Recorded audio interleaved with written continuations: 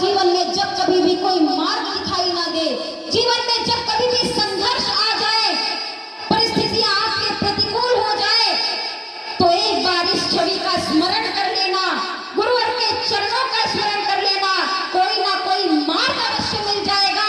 यह विश्वास हमें मां के चरणों में है और गुरुवर की शक्ति पे है। आज भारत देश जो धर्म का देश कहा जाता है,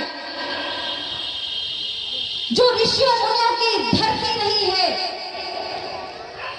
आज हमारा भारत देश यदि जीवित है, आज हमारा भारत देश यदि वास्तव में धर्मवानों का देश है, तो वह केवल और केवल हमारे ऋषियों मुनियों के ज्ञान की वजह से, हमारे ऋषियों मुनियों के दिखाए हुए मार्ग की वजह से आज जो हम साधना क्रम करते हैं, अपने घरों में देवी देवताओं की आराधना करते हैं, अपने गांव में देवी देवताओं की आराधना करते हैं, यह सब हमारे भारतीय संस्कृति, हमारे सनातन धर्म की ही तो देन है।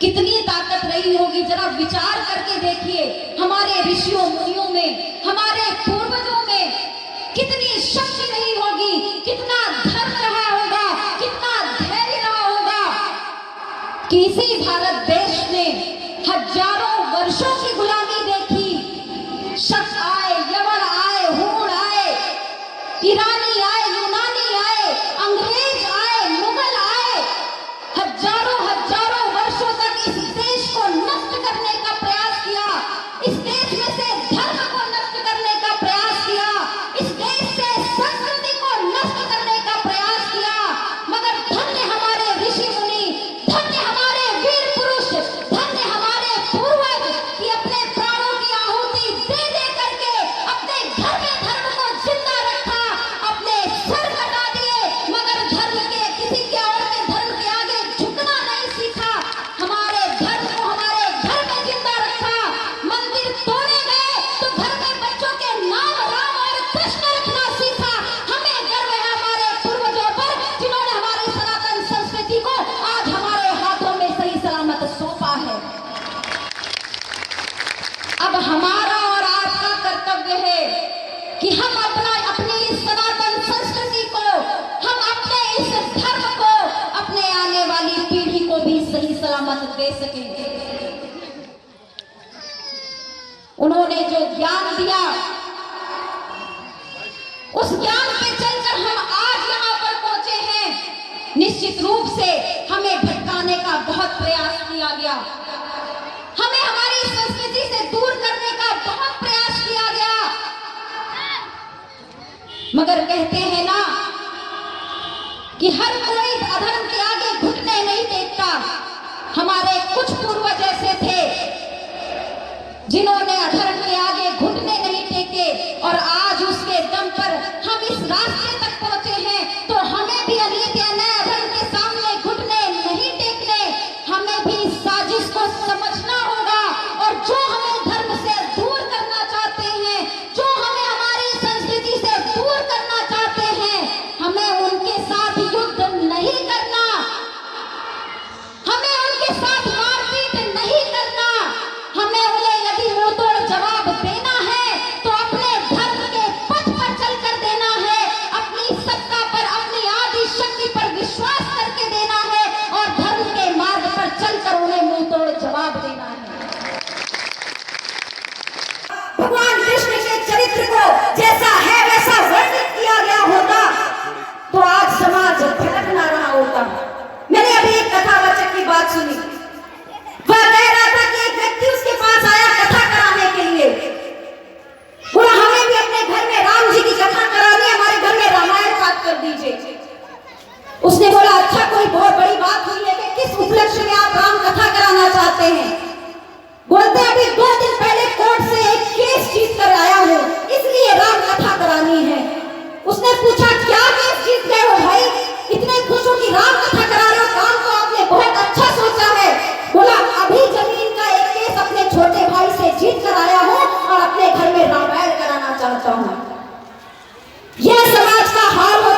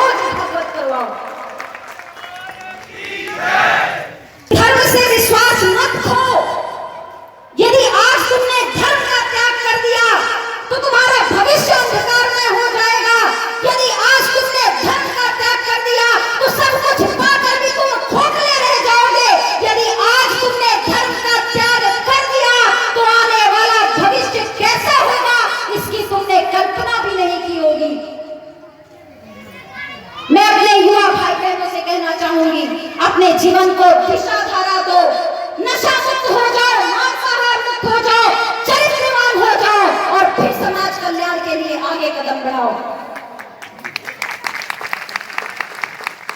आज समाज में परिवर्तन का लक्ष्य हमने और आपने ठाना है।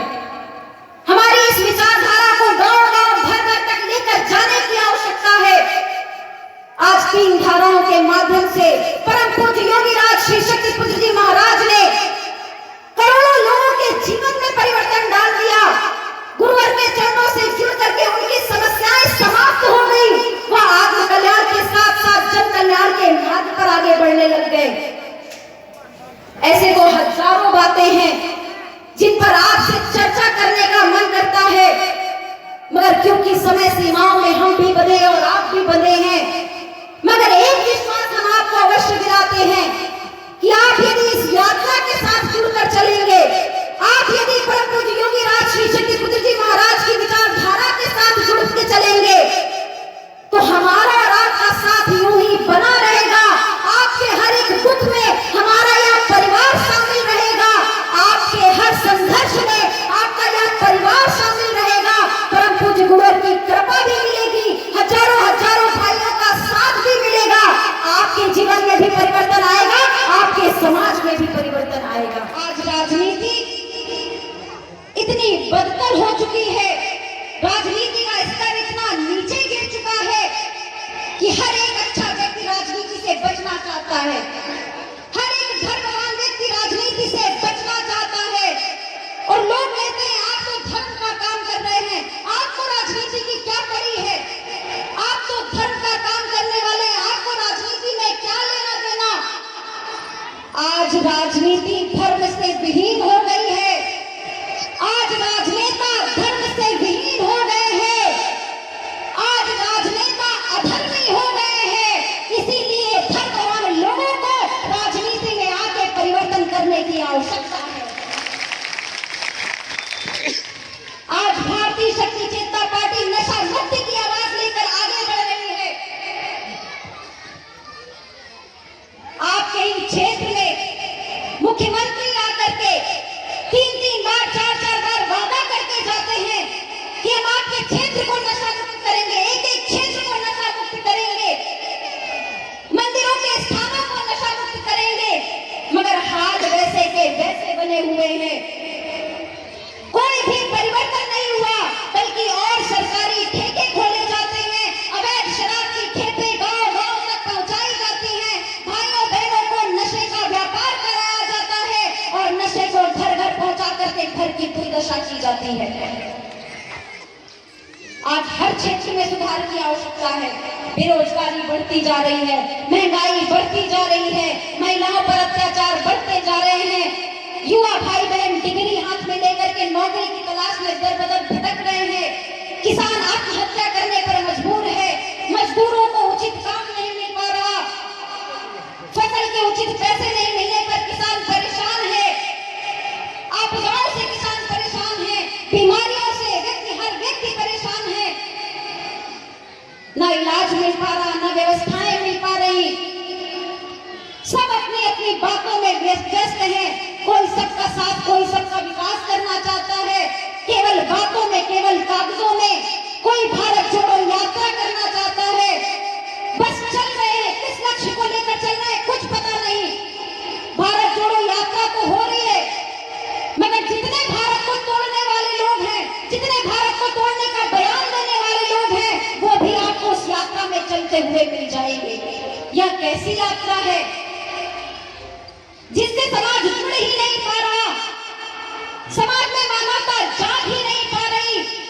आज राजनीति को अंधकार के ऐसे दलदल पर ढकेल दिया गया है कि हर कोई व्यक्ति परेशान है, किसी के भी घर में सुख शांति नहीं है, हर कोई परेशान होता चला जा रहा है। और इसीलिए भारतीय शक्ति चेतना पार्टी ने राजनीति में कदम रखा है कि अंधकार के दलदल में फंसी इस राजनीति को हमें बाहर निकालना है, गरीबों की आवाज बनके, गरीबों के साथ चलके हमें इस राजनीति में भी परिवर्तन लाना है। जब ईमानदार लोग राजनीति में आएंगे, तभी वास्तव में भ्रष्टाचार को समाप्त किया जा सकता है, नहीं तो 75 सालों से काम चल ही रहा है। का वहीं खड़ा है। आइए हम आप सभी का आह्वान करते हैं, इन 3 धाराओं के साथ चल के आप भी समाज में परिवर्तन डालने का प्रयास करें। बहुत ही अच्छा आयोजन आपने अपने क्षेत्र में किया, बहुत अच्छी संख्या में महिलाएं परिवार का आधार होती हैं। मैं अपने भाइयों से भी कहना चाहूंगी कि अपने घर में महिलाओं का सम्मान करना सीखें। यह आपके बच्चों को संस्कार देती हैं, यह आपके बच्चों को जन्म देती हैं, यह आपका घर बनाती हैं। महिलाओं का सदैव सम्मान करना सीखिए, क्योंकि आप आराधना भी माता आदिशक्ति जगत जननी जगदम्बा की करते हैं। अपने माता पिता का सम्मान करना सीखें, माता पिता की सेवा करना सीखें, अपने घर को ही मंदिर बना लीजिए और फिर देखिए कितना आनंद आता है उसी एक कमरे की भीतर जिसमें आपको अभी उलझन होती है, उसी 4 दीवारों के बीच में आपको वह महलों का सुख प्राप्त होगा यदि आपने अपने परिवार में सुख शांति और समृद्धि हासिल कर ली। तो आप सभी के घरों में सुख शांति आए। कार्यक्रम के यहाँ पर उपस्थित अपने समस्त शिष्यों को परम पूज्य योगीराज श्री सत्यतीर्थ जी महाराज ने अपना आशीर्वाद प्रदान किया है। आप सभी को उनकी ऊर्जा कृपा तरंगे प्राप्त हो सके, इन्हीं सभी शुभकामनाओं के साथ यहाँ पर उपस्थित समस्त भाइयों बहनों को एक बार पुनः जय माता की, जय गुरु।